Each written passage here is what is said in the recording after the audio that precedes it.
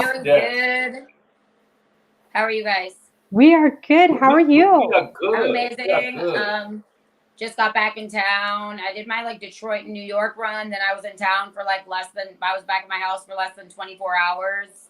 And then went out of town and had meetings with sponsors and things like that for my upcoming projects. So that was really exciting. It's always a lot of moving and a lot of traveling and things like that because I'm completely self-funded. Yeah. And when you're working with blue checks and major platinum artists, you've got to, sorry, my light went out. You've got to make sure your budget is right, my damn ring light. Anyways, you got to make sure the budget is right. Cause I think, especially lately, I don't know if you guys follow a lot of different, I'm sure you do, obviously follow people in the culture and things like that. But there's been a big debate of why do artists that are independent think they're not going to have to pay for marketing? Major labels and major artists pay hundreds of thousands and millions of dollars for marketing. So why doesn't an independent artist think that they have to pay for marketing? We have to pay even more percentage-wise for marketing because we don't have that built-in fan base.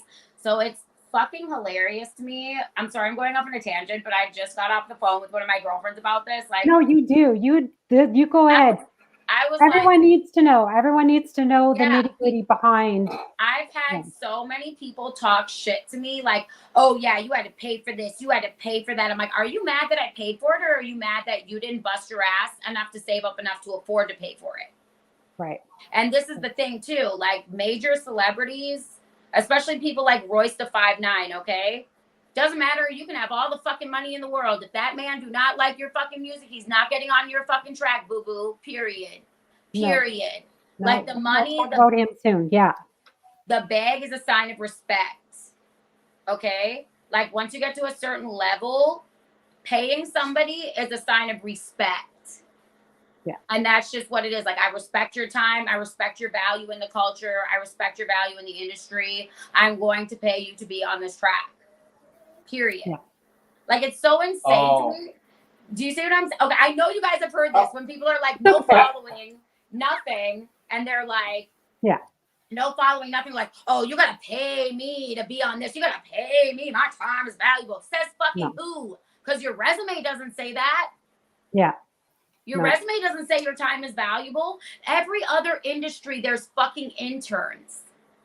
Every other fucking scope and facet of every business, there's interns. I don't know why these rappers think that it's not the same thing. Even at record labels, there's interns getting paid $0 fucking to be someone's bitch.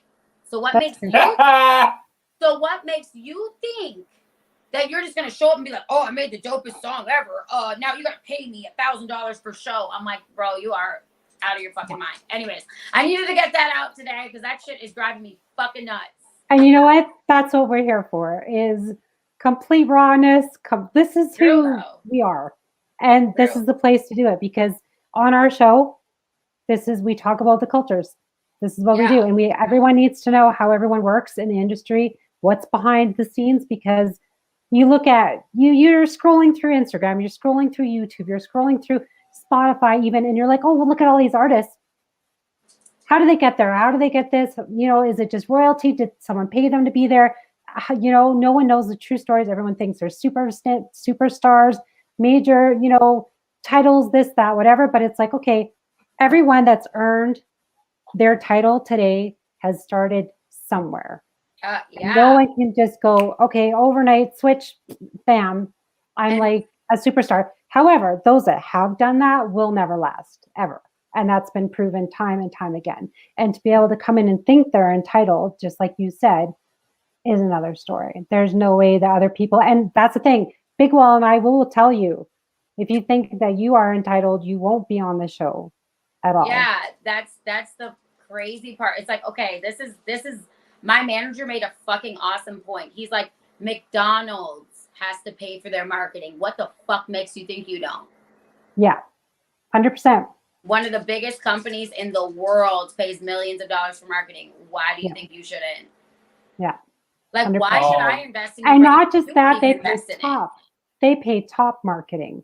as well. Period. Look at the Cardi B Offset meal. Do we even want to know how much they paid them for that? Well, Do let's we just even say want to any know? superstar 30-second time slot, you're looking at least 50,000 plus. Oh my God, girl, I guarantee you. Oh, whoa, I guarantee you it's more than that. Cardi B and Offset. Oh my God, that's weird. And Big Wall's like, okay, he wants to chime in, so let's chime in. Because like what you're saying, you really like preaching to the choir, because these are conversations that I have with a lot of artists, a lot of independent artists myself. The McDonald's statement, I was literally going to say that, you know what I'm saying, but I was letting you ladies, talk, because that's a fact. McDonald's pay millions of dollars a year in order to push a song. Like, theoretically, to get your song to cut through all the music, when we talk about music in general, you have to put at least $250,000 into a song for marketing. That's at the minimum. That's at the minimum. Super Bowl time slots. Just period. Just to cut through all the music, to have your music competing with the Drakes and the Kendrick Lamar, because when you're making music, those are the people you aiming for. You're not aiming for the smaller guys. You aiming for the top. So in order to compete with those type of people, you have to put at least $250,000 plus.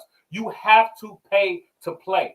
Anybody who feels like you are in this game and you're not going to have to pay to play, you in the wrong game. This is not the game for that. The whole game is smoke and mirrors. You have to pay for everything. Period. There's people out here paying for views, paying for likes, paying for all of that stuff just to look a certain way. You have to make it look a certain way. And that's honestly a part of the game. When you go on Instagram, go look at your top artists, Jay-Z, Beyonce, name them. When you go on their friends list, it's a lot of zeros. It's a lot of goose eggs, because a lot of them accounts are not real people. A lot of them accounts of these people that are being followed are not real people. This is the game. This is the game you in. You have to look like money. So for anybody out there, if you don't have a budget, that's why before I talk to any artist, what's your budget? What's your budget? Because you need a budget. You're not just finna make a dope song and think you're finna be on Hot 97. It don't work like that. that is not the game that we're in. You know what I'm saying? So I definitely understand it 100%. You know what I mean? And more artists need to know that. And that's a fact.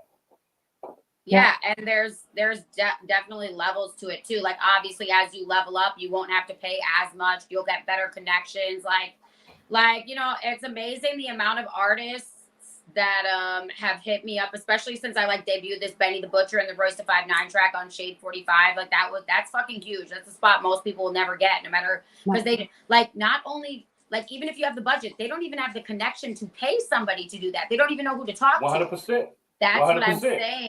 So it's all about connections, obviously, and budget, and it takes time to get there, so it's just interesting to me how hip hop is is to me the only genre I've noticed where we don't respect the people on the level above us. I do, but I'm saying it's built in as the culture to be I'm going to be better than that person. I'm going to top that person. They're always the new Tupac, the new this. I'm there is no new Tupac. It's never fucking happening. I'm sorry. Period.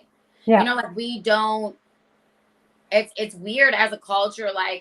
And I think that's partially because it is the street mentality. A lot of us that are hip-hop is built on that. Hip-hop is built on the battle, on the culture of being competitive. You know what I mean? So I get that aspect. You know what I mean? That's just a part of the culture. You know what I'm saying? When you talk about battle rapping, when you talk about DJing, it started from the streets and being, I'm better than you. My DJ better than yours. You know what I'm saying? That's just the essence of hip hop. But when we just talk about supporting, if you talk about supporting one another and being able to just, be on, if it's somebody that you feeling, messing with them on a track, helping, supporting them, liking, sharing, that don't cost you anything. You know what I'm saying? You don't lose nothing by sharing, you know what I'm saying, or liking or supporting an artist that you like. You know what I mean? But I love the fact that you know that you're a realist when we talk about just the game. You know what I'm saying? Like you have to know the rules of the game that you choosing to play in. You know what I'm saying? Or this game is going to eat you alive. You know what I'm saying? It really is, man. It's funny. Yeah, go ahead. Well, it's funny because there's obviously not going to name names because A, like, I feel bad for them, and B, I don't want to add to their clout. But people think like, oh, I'm going to get some dope jewelry and then all of a sudden be in the game. Like, oh, I'm going to have the clothes and the jewelry, and that's not what it's about. It's really not. Like, and people are like, oh, you don't even have to be dope anymore to make it. I'm like, no, the fact is that the definition of dope has changed. Okay, so when I started rapping, this was a long time ago. Like, there was no female rappers that were popping. That's a fact. This was before Nicki Minaj blew up. Like we had to really freestyle. Like, you had to free association freestyle. Like, I say a word, you put that in your next sentence. I say another word, you put that in your next sentence. Like, we used to battle rap and freestyle, and now people are like, you don't have to freestyle. You don't even have to write your own stuff. And I'm like, that's wild to me. Yeah. Wild how you could ever be even in the running for best rapper alive or even on a fucking list if you don't write all your own music. Like, you can be an entertainer, but you can't be a fucking MC. There's a difference. Yeah. Oh, yeah. Talk your shit. You can be an entertainer all you want. You can be the greatest entertainer, but don't you fucking dare say you're the best MC or you're the best rapper alive and you fucking have somebody else on your song credits. You better shut the fuck up. Yeah. Talk your shit. Or not even just have someone else on your song credits. Yeah. You're like you're not even on your song credits. Facts. Not somebody made part of your song. Like, they made your entire song while you're rapping about I'm the realist and I'm this and I've been through this. No, bitch, you just want to be like looking tough and you think it's cute to be in the streets. But like, I'm telling you from somebody that really used to push weight, and you're in Chicago, so you'll know I was all through Harvey. I was off Cicero and Jackson. I was in all the spots that motherfucker. My ex-wife is from Gary, Indiana, Hammond. Like, these are all spots motherfuckers are like, fuck that. Like, I was there. I was doing it. You know what I'm saying? In Detroit. Like, I was really in the streets. And somebody that's really been in the streets, we use this as a way out. A lot of people that are super privileged are like, oh, it'll be dope to be a rapper. It will be this. It's cool. Like, yeah, it's cool till you get fucking shot because you don't know how to handle being shot at. Because people like me, it's fuck. And I'm sure you experienced that. Yeah. You know how to react to it. You know how to handle it. You know the rules of the streets. The rules of the streets are almost the same as the rules of the game. Like, the real rules of the game, not the ones that are fabricated, you know? No. And it's weird. It's weird these days. It's different than it was 10 years ago. Yeah, absolutely. So let's get into. Wait. Okay, Big Well, go ahead. I know he's going to say something. No. I want to. You was going to go down the road. I think I was going to go down. Well, you just said you know where you came from, so I want to know. Let everyone know where you came from because this is what we're about. A lot of people are just going to go to your Instagram and go, okay, here's Jaira here. She's here. She's there. This is her music, but we want to know who the real Jaira is. So I was born and raised in Canada, super, super poor, very poor, and grew up with literally nothing. And I knew that I didn't want to live that way. So I hustled as hard as I could. Like, I grew up with my parents, like, super poor, and I saw them suffer, and I suffered, and I didn't want to be like that.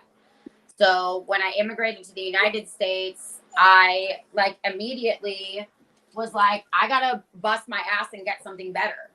So I was a hustler since I was, young. I immigrated to the United States, graduated early, and I was in the Midwest at that time, mostly in Chicago, moving around from Chicago, Detroit, Indiana, Iowa, like all through there.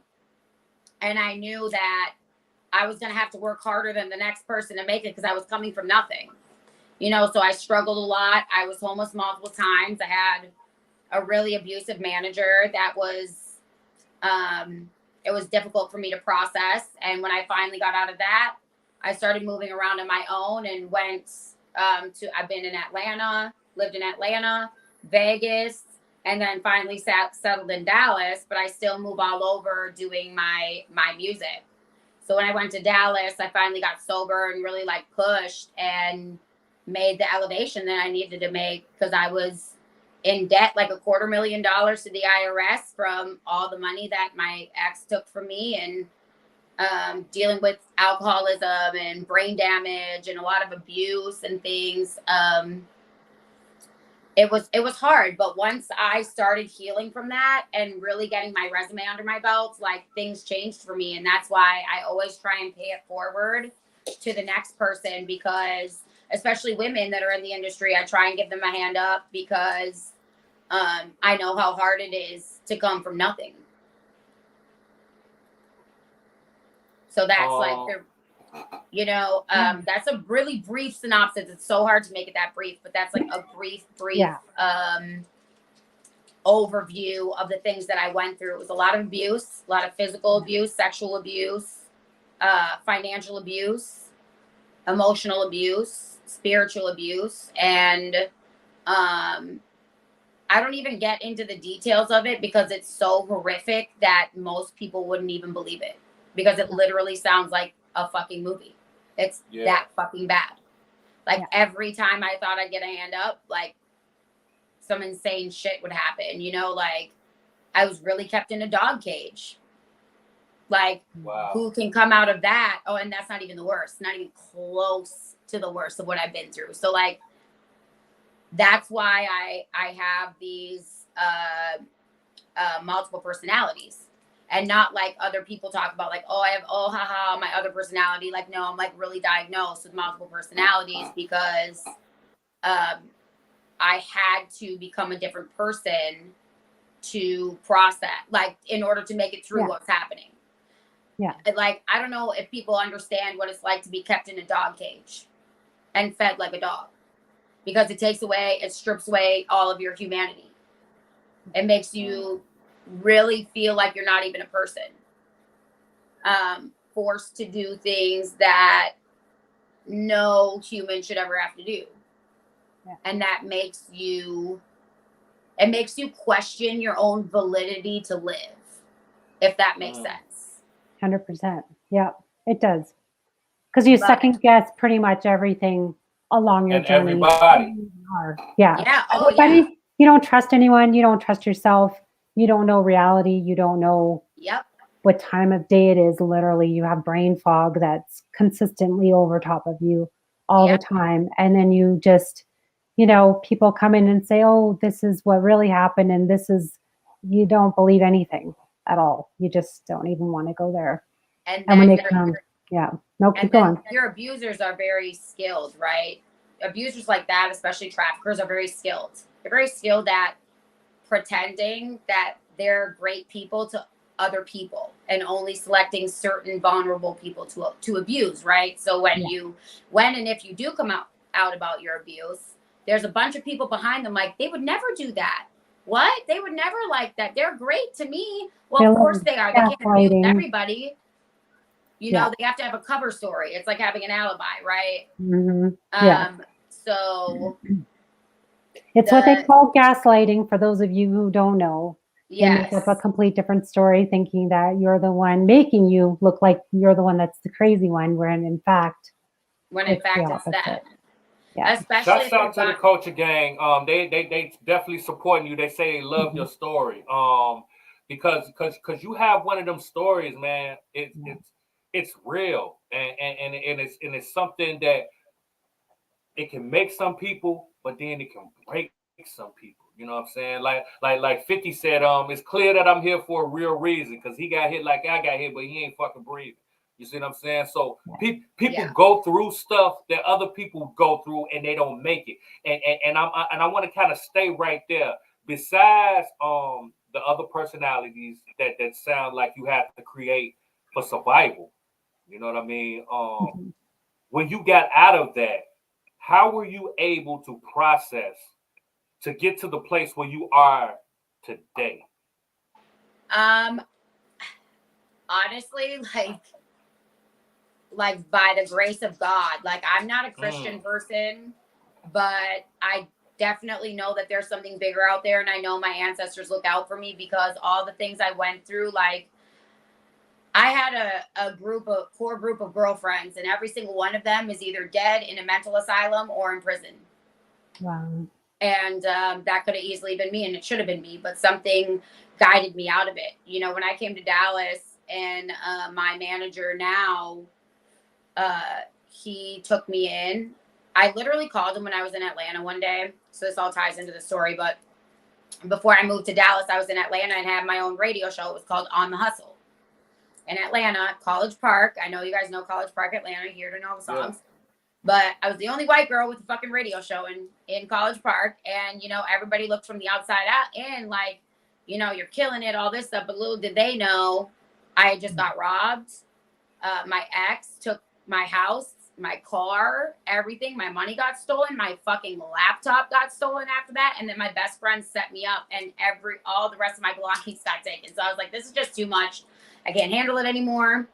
And I called the manager that I have now, and I told him, like, hey, I just want to let you know, like, all this shit that's going on, and I'm going to kill myself tonight after my radio show. And he's like, hold the fuck up. What are you talking about? And I told him, and he's like, what the fuck? Like, and he's like, you're not going to kill yourself. And he's like, I need you to sober up enough to drive. He's like, are you sober enough to drive? I'm like, absolutely not. Because I was on like a gallon of vodka a day. I'm not kidding you. Just to try and cope with the shit that was going on. Yeah. Like, I slept in a Waffle House fucking parking lot. It was fucking ridiculous. Anyways, so I ended up driving to Dallas, and me and him he's like, I'm going to help you. We're going to make a pact, and you write down your goals, and we're going to make them. Yeah. You know, when I moved here, we slept on a broken mattress, like on the floor. We had nothing, no money, no anything. And through super fucking hard work and a lot of patience on both of our parts, and like I said, the grace of some higher power, I finally made it. And was able to get sober. And that was the biggest turning point for me, was sobriety.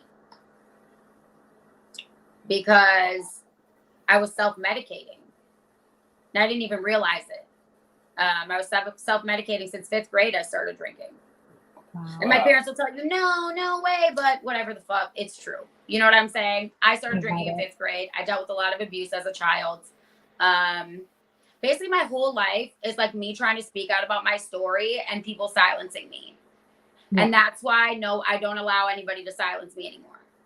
Because there's so many women out there like me that have been through, I'm not going to say the same things, and I hate to say similar things or whatever, but like everybody's definition of easy or hard is different, right? Because some people can break their toe and they are like, oh my God, I can't walk. And then some people will still walk on a shattered foot, because that's the way we evolved and were built, and didn't have a choice to be, right? But I speak out for all of the women that feel like they can't, are scared to, are being called liars, are being told that whatever didn't happen, or whatever the case. Like, for everybody that went through trauma and feel like there's no light at the end of the tunnel, because there is.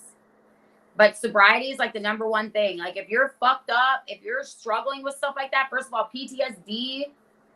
Okay, so I have PTSD, and I knew that back then, but I didn't know I had DID. So DID is really rare. It's called, it's a dissociative identity disorder.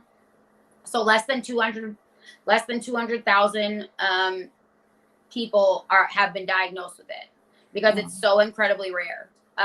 It's kind of like the movie Split, but the movie Split literally like makes it look different than it is, right? Like over glorified by the media, blah, blah, blah. And it's horrible the way they portray it, right?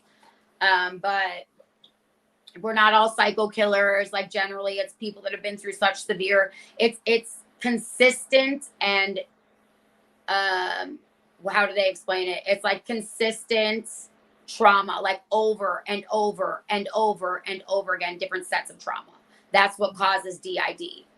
So like, you know, I just went through such prolonged periods of different types of trauma that my brain completely fractured. And most people never recover from it. Like, most people will never even know that they have it. Crazy. but PTSD is part of that. Everybody with DID has PTSD. Not everybody with PTSD has DID, but I speak out about that kind of stuff because people with PTSD need to know that it's not a death sentence. Like, you know, so many people feel like they can't recover from that. Absolutely. Yeah. PTSD is pretty much when you went through any kind of trauma. You know what I mean?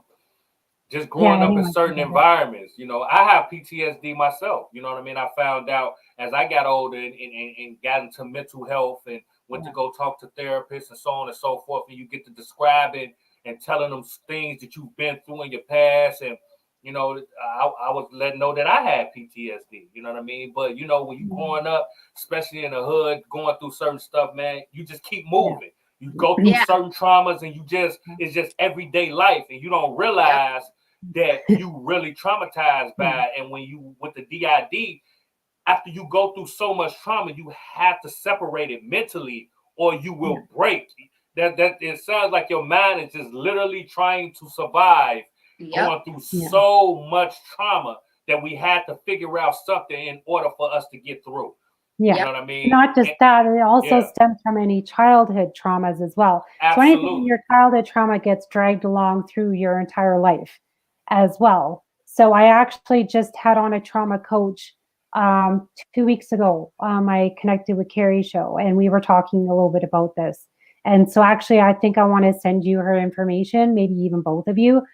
She's an incredible person. She helps you. It's called Gentle Release Trauma Coach. And she is absolutely 100% amazing. And I'm actually going to be starting with her as well. Not this week, but the week after as well. So amazing, but it's true. We need to find out what the triggers are and how to kind of close the door on the past and be able to, you know, figure out, okay, well, if this is happening, how can I get over this part and then find who I really am again?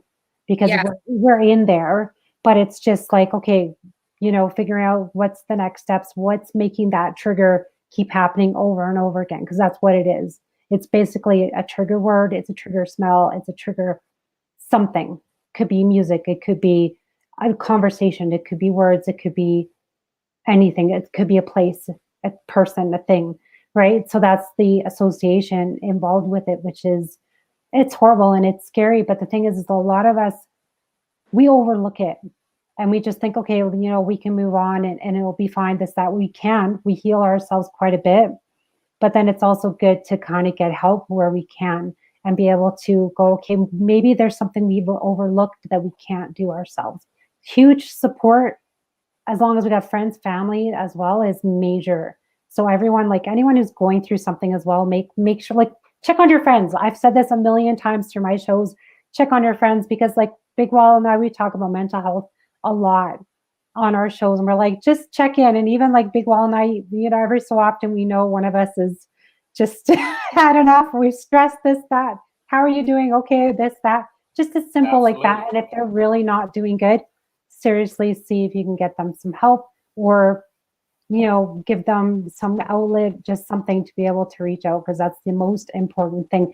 And for someone that's like, Jari, you're an amazing person, and to be able to come on and be able to speak about it, but, you know, just giving an insight to other people, saying like, I'm this amazing person, it happens to me, it can happen to anyone, right? Like, you know, just being able to sit here and state it is, it's raw and it's uncut, and it's something that people need to hear. Otherwise, like I said, people go on to Instagram, they'll go on to any of the platforms, go, oh, she's a superstar, but really, you know, the in deep stuff that's in your heart, that's what we need to talk about.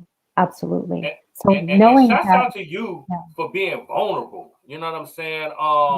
And not only with your personal life, with your music, that you're willing to put it in your music and express yourself. You know what I mean? Now, I want to kind of dig into that, like, because it's one thing to go through something, and then it's another thing to talk about it publicly, and then it's a whole nother thing to put it in your music. You know what I'm saying? Like, it's easy just to make life seem all good when we talk about music. Just saying stuff that rhyme, saying stuff you think people want to hear. It's easy to do that.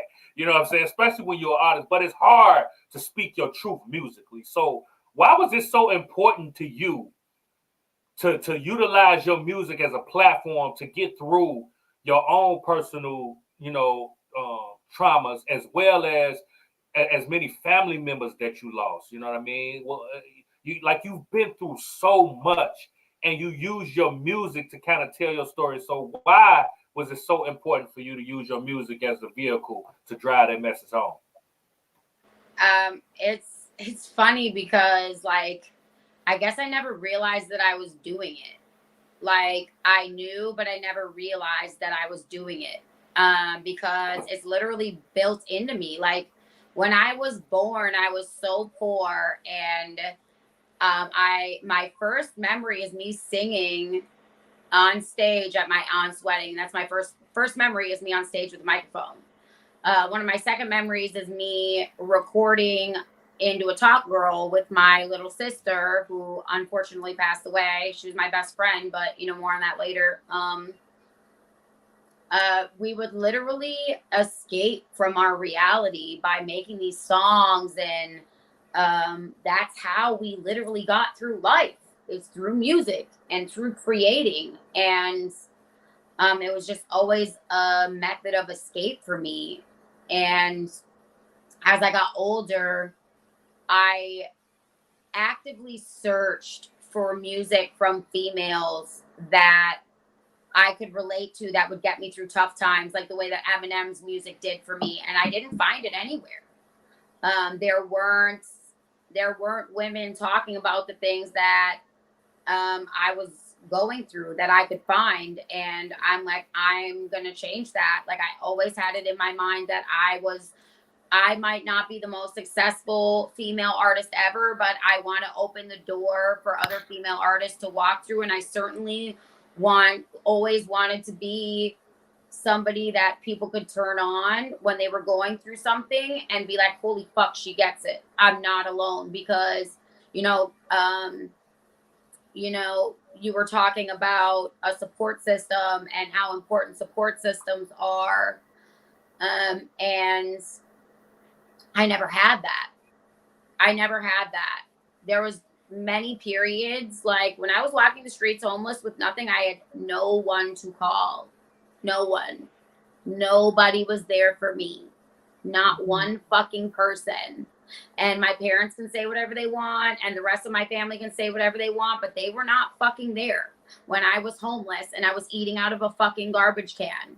I can remember calling my mother when I was being sex trafficked, and she literally told me that I put myself in that situation. I need to figure out a way out of it.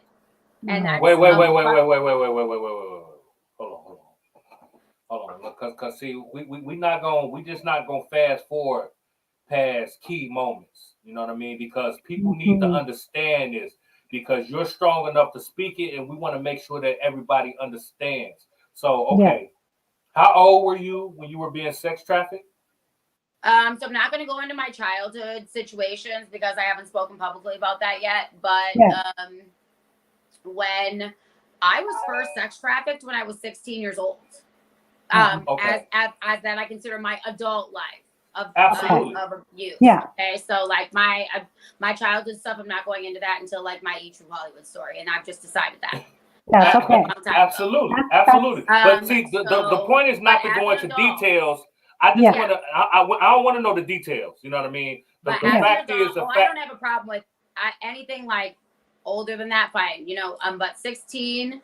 I got into the sex industry at 16 years old. Wow. Okay. 16 is when I met my first pimp. I was dancing at a fully nude, fully liquor club at 16 fucking years old. So from a very young age, I was exposed to these things. And, I would always like move in and back out of my parents' house, like trying to like seek their approval and like try and gain my connections with them. But I don't believe that they ever really loved me. And maybe it was because of their own trauma or something kind of possible, fucked up from when I was a child or whatever. But like, I always like wanted to forgive my parents and move on and have a relationship with them. And yeah, of course, those are your parents. Yeah. And I never got that. I never got an "I'm proud of you." I never got an "I love you" like that. Like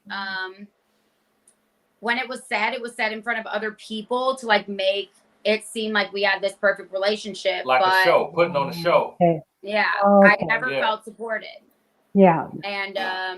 And that made me very, very vulnerable to being pimped on, because when I met my pimp, for once I had guidance, I had support, I had quote unquote love, somebody that was interested in what I was doing, somebody that said they would protect me, somebody that cared,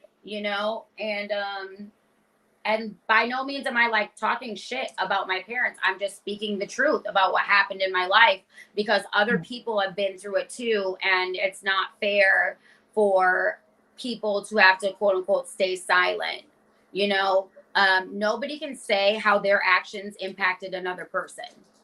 It's only for that person to speak their truth. And that's what upsets me, is a lot of people are like, when people speak out, I've heard like, okay, for example, like Eminem, okay, we'll use him for an example, very like high profile example. But when he started talking about the things that happened, his mom was like, but it wasn't like that. It wasn't like that. And he's like, but that's what it was like for me. Your actions caused this feeling in me. Yeah. This is what your actions did to me. Stop telling me what your actions did to you and start listening what your actions did to me. And the effect that they had on me. Yeah. Do you see what I'm saying? And there's a lot of times women especially are silenced. Yeah. Women are silenced because of multiple different reasons. We're supposed to shut up, and especially in hip hop, we're supposed to shut up, know our place, and people can say all they want, about like, oh, but like, look at the main stars are like all women. I'm like, yeah. And they're also owned by like really powerful men that get paid off of everything they do, babe. They're not independent. They don't keep their money. Megan Thee Stallion made $18,000 her first year. Look it up. That's facts. Yeah. Guess what? The guy that owned her made millions. You can't argue numbers, boo. So that's just fucking reality. And a lot of people are not going to be happy that I said it. And I don't really care. Because guess what? Like, thank God I listened to my mentor, who is was like my father. He passed away, unfortunately. But you know what he told me? Fill in your backspace. And you know what he meant by that? Make sure that you have a savings. Make sure you have a business. Make sure you have investments. Make sure you have things so that you're not completely dependent on your music and your money from your music. And that's the best thing he ever told me, because now I can speak my story. I don't have to worry about, is this person going to like it? Is that person going to like it? It doesn't matter if you like it or not, because I paid for my own shit and I wrote my own music. So guess what? I don't care. Yeah. And that might piss some people off, but guess what? And that will probably be the reason I don't make it as big as I should. But guess what? That's also the reason a lot of women are going to hear my testimony and they're not going to be fucking scared anymore. So will I sacrifice my own financial gain for the freedom of other women? Absolutely. All fucking day. Every day. Yeah. 100%. That part. All of that part. Not just that part. Box that shit up. Put a fucking bow on it. And I'm just so tired of people wanting to silence other people like that have been through abuse. Like, how fucking dare you? Yeah. Yeah. And you see it all the time. And then that's it. And then they say, oh, you'll get over it. But there's a lot of female artists you see. Where did they go? What happened? Oh, because they spoke out against their abuser. You're right. Then all of a sudden they look crazy to the social media, crazy to the media, crazy to the press. And it's not just women, it happens to men too. So let me stop, because it does happen to men too. Yeah, yeah. As artists, basically hoes. Unfortunately. Oh, wow. We got a question from the culture gang. They asked, are the people who hurt you, are they in jail?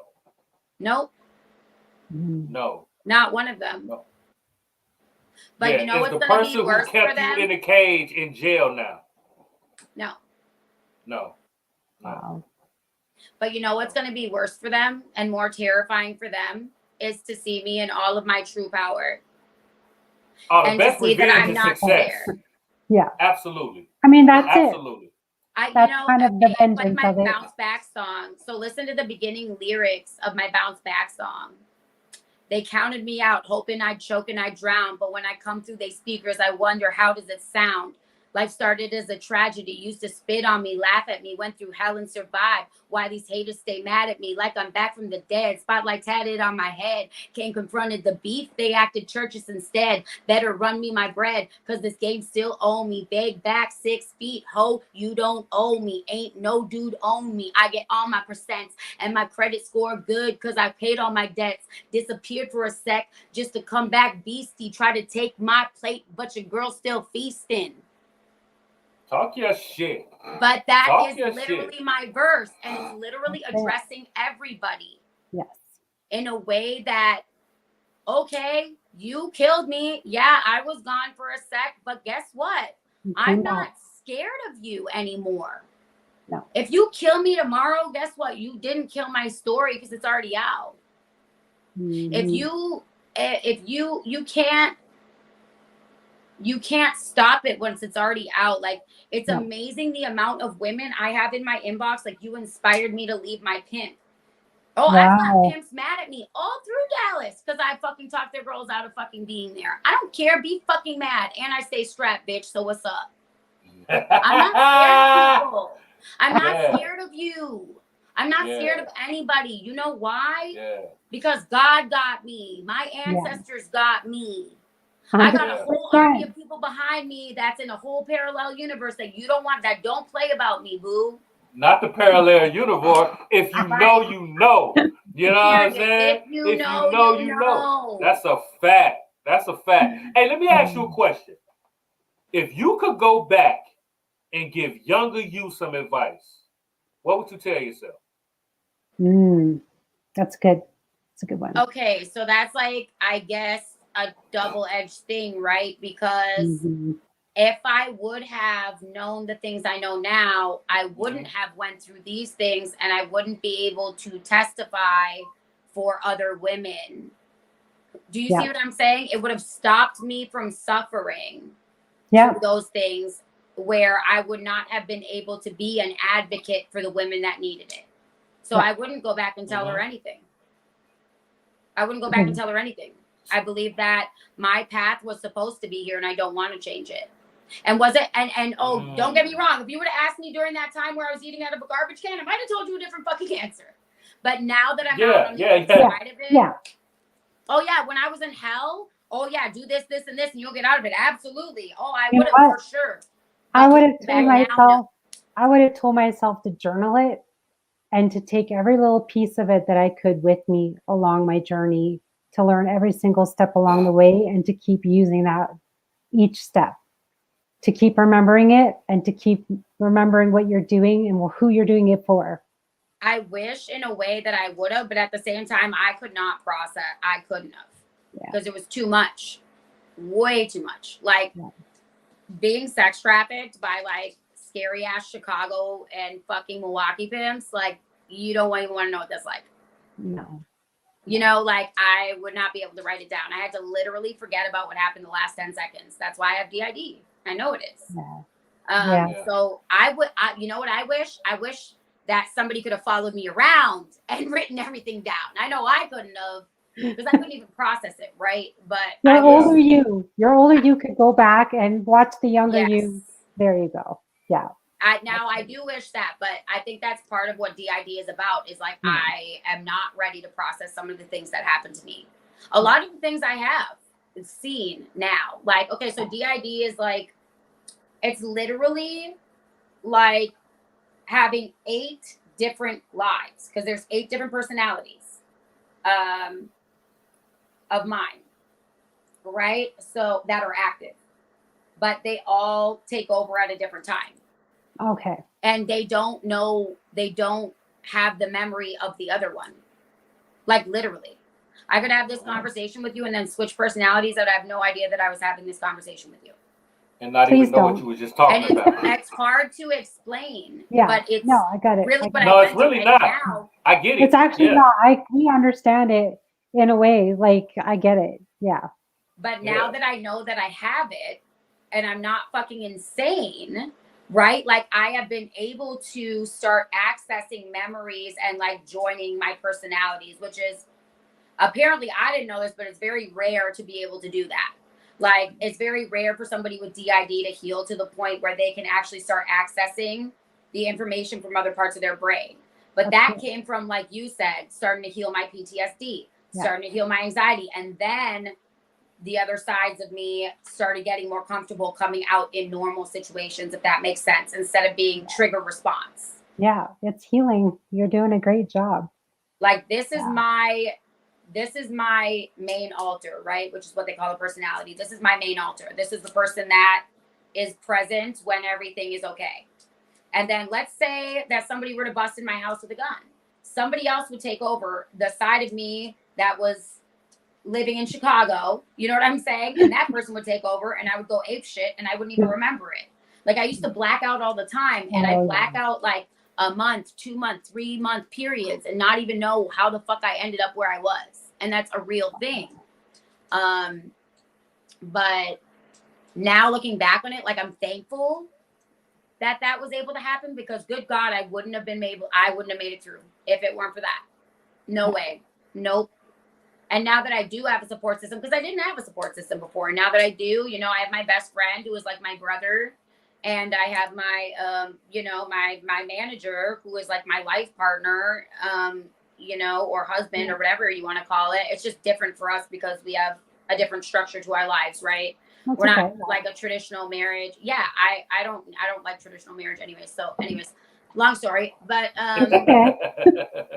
but We got you. We got like you. the support system I have is, and like being able to, you know what really changed it for me? Like you asked, like what changed it for me? Like being able to mentor other women and seeing them get better and having them be like, wow, this is crazy. You're helping me so much. And I'm getting chills all over my body, but them like texting me or calling me or messaging me, like, what do I do in this situation? And I can help them, and they like elevate and like watch me elevate for motivation. Like I never looked at myself as a role model. I never looked at myself as like, oh, this gung-ho crusader leader, but that's like kind of just what my path is taking me on, right? Like I always just wanted to help. I always wanted to be the voice that I never had.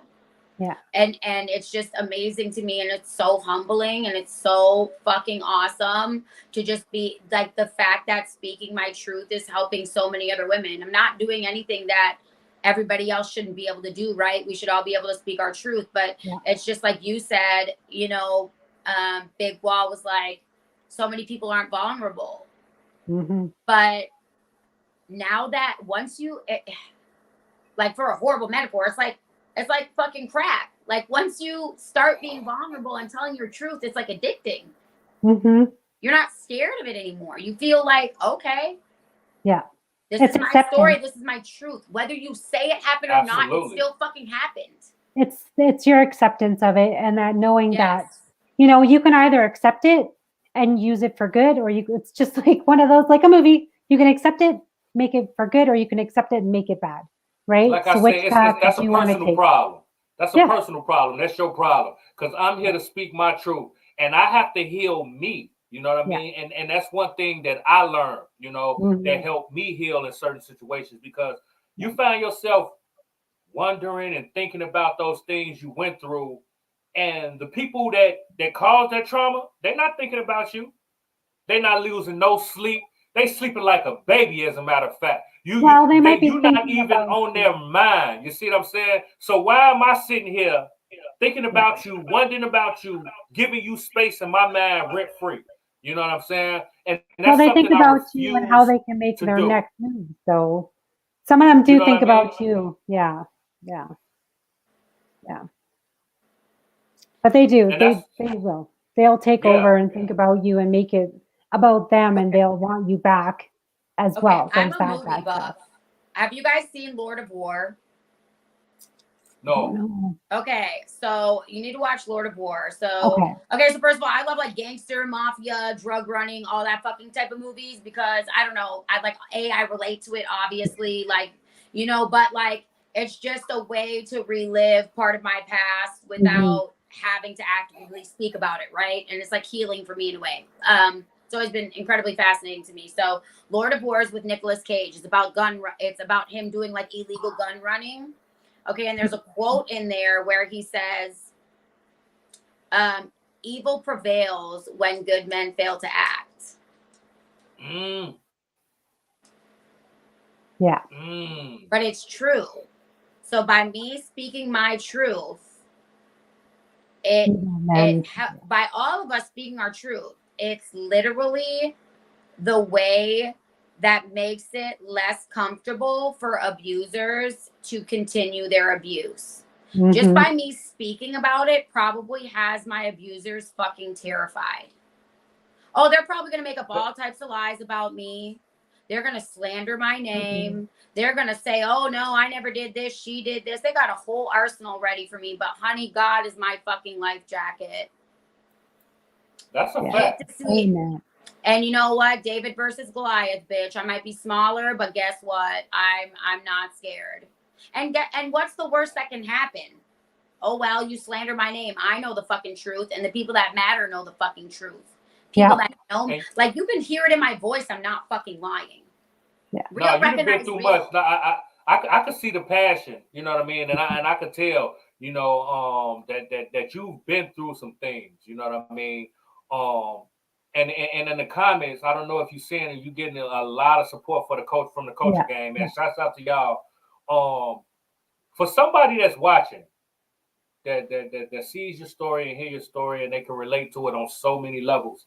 And they might be still in some of them storms that you're talking about. You know what I'm saying? They ain't quite find their way out of it. You know what I'm saying? What message would you tell them, or what direction would you give them to kind of try to get to where you are right now? Okay, so first, obviously, practical advice, right?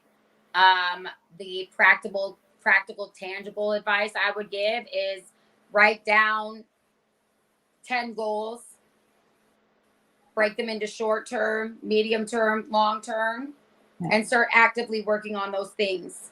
Even if it seems fucking impossible, right? Like my goal, and I know it sounds corny, but when you're homeless, like, you know, and you have nothing, you know, like I wanted to get my teeth fixed. That was $52,000. I'm like, it's not even fucking possible. My manager was like, write it down.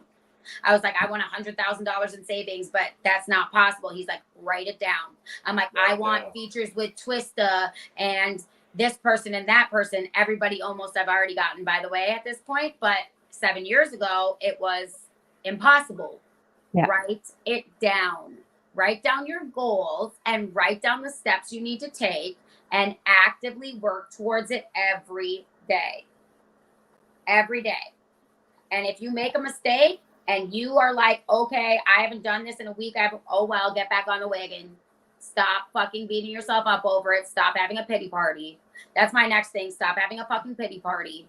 Yes, it was wrong what they fucking did to you, but wallowing in your fucking self-pity only validates their fucking actions. That's a fact. And keeps you down. So, honey, raise the fuck up. Yeah, and they keep winning when you do that every day. Yeah, that's what I'm saying. Yeah. So write down your goals, make a plan and stick to it. Write down your goals, make a plan, stick to it. You fall off, get fucking back on. That's my brother coming home. Anyway, sorry, let me close this door because I don't know why. No, you're good. Can you, deal with that. Anyways, so, make your goals, make a plan, stick to it. Okay? So those 3 things for sure. Now, when it comes to like emotional, mental, all that stuff, you got to work on yourself. Like, rest in peace to my dad, my mentor, who I call my dad. That's who I call my dad. You know, rest in peace to him. But he told me, fill in your backspace. Fill in your backspace.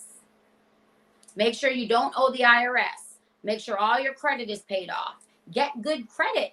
Start making investments. Get a 401k. You don't have to have a job to have a 401k. They lied to you. You don't. Get a fucking high growth yield account. Do your Roth IRA. Do your traditional IRAs. And people can say that's a bad investment. No, the fuck it's not. It's called diversifying your portfolio. Diversify your portfolio. Fill in your backspace. Get a savings. Make a space that is just yours to work on. I don't care if it's a tiny little space. Okay, for example, when I was homeless in Detroit and I had to make a choice between going with this pimp and learning how to sell crack, guess what I did? Didn't go with the pimp because I knew that was a bad idea. I learned how to sell crack. Okay, but when I was in that trap house, living in that fucking trap house, I found this little dugout in the corner that was a tiny little desk that was built into the corner of the basement. And I used to literally curl up there and put a fucking coat over me so nobody knew where I was. That was my safe space. Create a safe space. And I know that doesn't sound very fucking safe, but guess what? It was way safer than the other shit that was going on. Yeah. I get it. Anybody from, the hood, you can understand. You grew up in the hood, you fucking get it, you know? Like if there's a place you can hide, but you know, like now I even have my safe space. It's my home office. Like this is my domain. This is like my shit. You know what I'm saying? Like I have my desk. I have my this, that, the other thing. I have my little motivational wall behind me. And that brings me to my other thing is heal yourself and nurture yourself and be fucking kind to yourself. It's okay to celebrate your victories. Okay. Like I wish I would have realized that years ago. If people think it's bragging when you're celebrating your victories, those aren't your fucking friends. That's a fact. Yeah. That's your fucking enemy. Like, oh, why are you always bragging? Maybe you should up your fucking goals and actually accomplish something. You wouldn't fucking think I was bragging. Yeah. Huh? Okay. Yeah, that's period, a fact. boo. All right. So like if your friends are like constantly trying to like one up you and like not pay, you know what else my dad said? Pay real close attention to who doesn't clap when you win. That's right. That's a fact. That's a fact. And that passive aggressive, oh yeah, congratulations. That's not clapping. No. You need people on your side that are gonna be like, that's fucking awesome. I can't believe you did that, blah, blah, blah. And guess what? I'm proud of you. That's amazing. Yeah. Yeah. Just because people were your friends a year ago doesn't mean they're your friends now. Leveling up changes a lot of things in your life, and you better be fucking prepared to change with it. Yeah. Yeah. All the time. But those are the things. Identify your goals, write them down, stick to your path, fill in your backspace, and heal yourself. Like, you got to heal yourself on the inside. I don't care how much money you have. Okay, when I was making my most money, I was my most fucking miserable. And that's the truth. Wow. I thought money was going to fix everything because I was so poor growing up. There was a point where I literally, one day I made $52,000 in one day. No bullshit. Cash in hand, $52,000. And you know what I realized that day? I didn't feel any fucking better about myself. And I was straight up fucking mad. And I was mad. I'm like, I'm supposed to feel good. Of course, there's that adrenaline rush. Like, yeah, I did that shit. And then after that, I was like, I kind of want to commit suicide. Like, you know, like it did not change. Yeah. I had to change what was money inside. Don't equate happiness. Yeah. No. And of course, obviously, we need money to change shit, right? So people can be like, yeah, but you have $52,000 teeth in your mouth. You have a $30,000 car paid off. You have this, that, the other thing. You know what I'm saying? All this equipment, blah, blah. Yes, so I'm not saying money isn't important. It is.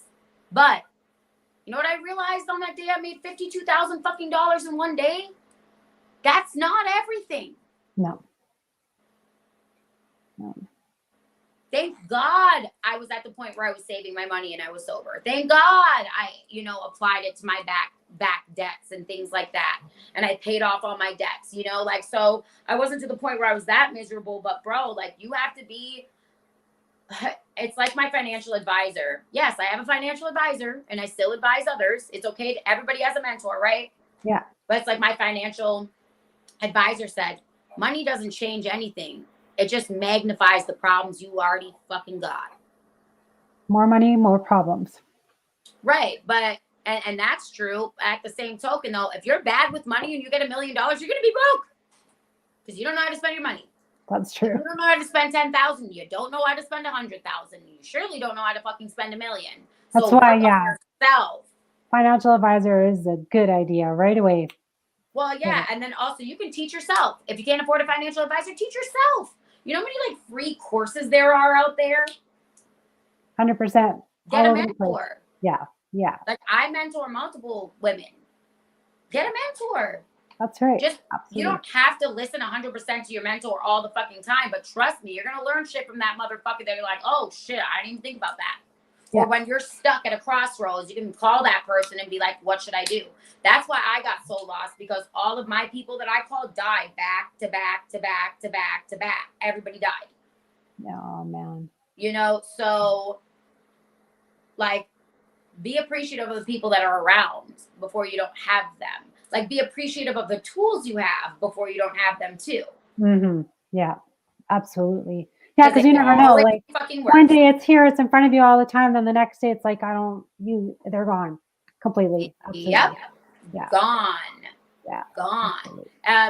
Ray Shay said you got to learn how to hold on to your money. Yes, hold on to your money, but also don't be scared to spend it. Mm-hmm. Invest it. Yeah. Yes, you got to invest your money. Mm-hmm. Invest it. Just cash savings in a shoebox, like of course you want to have that because you need that quick liquid cash in case you need something, but you also got to invest your money. Yeah, facts. Shouts out to you for being you what I call a soul survivor. You know what I'm saying? You've been through so much, and you're not afraid to tell your story. You're not afraid to speak your truth. When we talk about personally and music, we wasn't able to get into the music because the story is so amazing. So we gonna definitely have to spin a block and have you come back and talk more about this and the music, among other things, because you are somebody that I really feel like the culture can learn from. You know what I mean? When you see somebody and it's like a reflection, like a mirror, you see yourself in it. That's more relatable than anything. So again, shouts out to you for coming through the platform, being so vulnerable, being so transparent. You know, speaking your truth, man. It's amazing, man. It's a drought on that in the culture. You know what I'm saying? And again, I know it's not easy, man. Come on, man. Say that. I know it wasn't easy, but you built for it. You know what I'm saying? I can see through the screen you built for it. You know what I'm saying? And God put you in this position to be right where you at right now, to be able to share your story to help others. You know what I'm saying? So that's dope on you. It's a blessing for trusting your discernment and following your calling. You know what I'm saying? So shouts out to you, man. Now look. Before we let you get up out of here, man, I want you to tell everybody where they can get in tune with you, how they can find your music, how they can go check out the video you got with Royce the 5'9", you got the video with Young Buck, you know what I'm saying? You got the joint with Benny the Butcher, you know what I'm saying? Spitting bars, killing the game, you know what I'm talking about? Let everybody know how they can get into all of that, and let us know a few things you got coming up, you know what I'm saying? Talk your shit.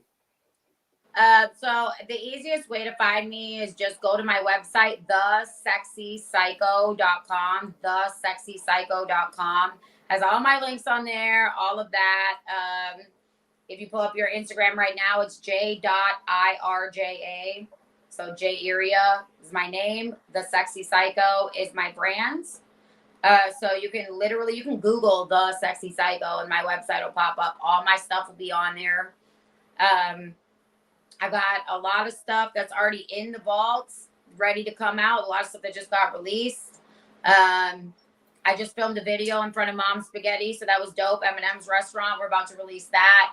I have a dope ass track called Go Time we're about to be releasing. I've got a lot more like deep, soulful stuff, which is what a lot of people want to hear. We got that coming out. I've still got features that are unreleased with Project Pat is the one I'm really excited for. X-Rated. Cream Crooked, Lil Scrappy. So there's a lot of different things coming up that I'm super excited for. So tap in with me on social media. There's a bounce back challenge going on TikTok and Instagram right now for the next 30 days until April 1st. So for the next 30 days, the bounce back challenge is going on, which Just go to TikTok and you'll see it. Go to my website. All the links are on there. All you have to do is use the bounce back sound on Instagram or TikTok, and you will be entered for a super dope prize that I'm not going to tell anybody what it is until they win. So yeah, it's going to be exciting. It's awesome. I've got a lot of stuff coming up, so just stay tuned in. I want to win. Oh, come on, man. That's super dope. Look, it's official. We definitely gonna have you back. You know what I'm saying? You working with my man Project Pat. Shouts out to the dog, Project Pat. You know what I'm saying? That's Our my song homie. is so dope, too. Man, look. I gotta check it out, man. I gotta join with Pat too. I actually toured around with him and Juicy. You know what I'm saying? That's the homie. You know what I'm saying? So yeah, I cannot fucking wait. We definitely gonna have to tap in, man. We're gonna bring you back on the platform again. And we're gonna continue to talk about your career, your elevation, and just your growth as an artist as well as a woman, man. It's super dope, man. We want to thank you for coming on our platform, talking to us, because we know time is something that you can't get back. So we appreciate you coming through and giving us some of yours, okay? Yeah. Well, I appreciate you guys, and thank you for letting me speak on your platform, and for sharing my story, and hopefully being able to touch somebody that needed to hear something that I said today. So. Yeah, absolutely. Anytime. Come on, man. Anytime. So look, again, we're gonna have you back. So just stay tuned, man. We're gonna have you back. We're gonna bring you back on, man, so we can dig into it, man. Cause you definitely got me curious about a little bit more. We ain't even scratched the surface. I already know. You know what I'm saying? So again, have yourself a good night, and we thank you for coming through, okay? Yes, thank you so much, you guys. You're the best. Love you. Talk to you soon. All right. Bye. Yo, that's what I'm talking about right there. Now look, when we talk about somebody not caring at all, willing to live, speak their truth, you know what I'm saying, and talk about everything, and that's one thing I like about our show. You know what I mean? Yeah. We talk about everything. You know what I mean? This is just not us interviewing music artists. This is just not us interviewing talking about music and so on and so forth, man. We talk about all aspects of the culture. We are here to make the cultures connect. And sometimes it's not pretty. Sometimes it's not, the world is not pretty. But what we are going to do, we're going to give it to you raw, clear, and uncut. You know what I mean? We not doing no filters. We giving it to you just how it comes. You know what I'm saying? And her speaking her truth. I know that wasn't easy. You know what I'm saying? It reminds me. Not. Come on, man. That wasn't easy for her to speak about that. And she did it with no hesitation, man. So shouts out to her. That's right. I know it's one of those things where, you kind of have a story you want to come on and be able to talk about. I mean, we had every single plan to have her on, talk about her music and all her projects that were coming up. But sometimes, we have to give them their spaces here on the platform as well to be able to talk their truths, because that is something that is important, because that's truly who they are as well. And that does reflect in their music as well. So it is a part of the music scene. It really is. No one comes on with just straight happy story. There's no way. So the more you guys know about it, the more you will truly relate to who they are and be like, hey, I had an upbringing like that, or I dealt with that, or this or that.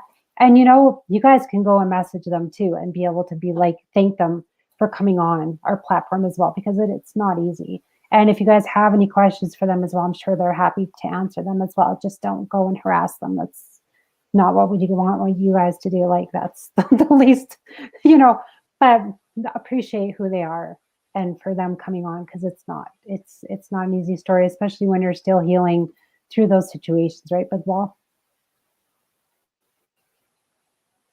yeah, absolutely, man. I'm reading the comments. Shouts out to the Culture Gang. She has given us backgrounds to why her music is what it is. That's a fact. You know what I mean? Because her music definitely have layers, and you can see it in her personality and how she get down, man. She's a full 3D. You know what I'm saying? She give it to you clear and uncut. You know what I'm saying? And we like that energy.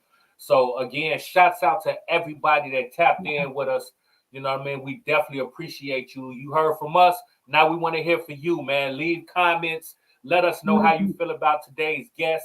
If you have any questions that you want us to ask her, because we definitely going to have her back to tap in a little bit more about her music and other things that she got going on, because she got a lot going on, man. She out here working. You know what I'm saying? That's so, right. Again, man, we appreciate everybody for tapping in with us. Shouts out to Just TV on SSH 101 TV on Roku, man. Tap in with us on the NCG network in Italy. Shouts out to iHip-Hop TV, Underground Radio C.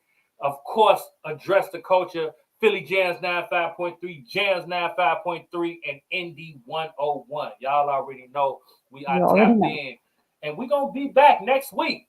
You know what I'm saying? With the same type of vibe, same type of energy, giving you news you can use. But you know, for one thing, we definitely going to be here to make the cultures connect. Right, Carrie? That's right. You bet. Till next week. I'm your boy, Big Wall. And I'm your girl, Carrie. And this is the Culture Connection. And like I always say, your culture makes you who you are. So make sure they respect it. We're going to catch you on the next episode. We up out of here.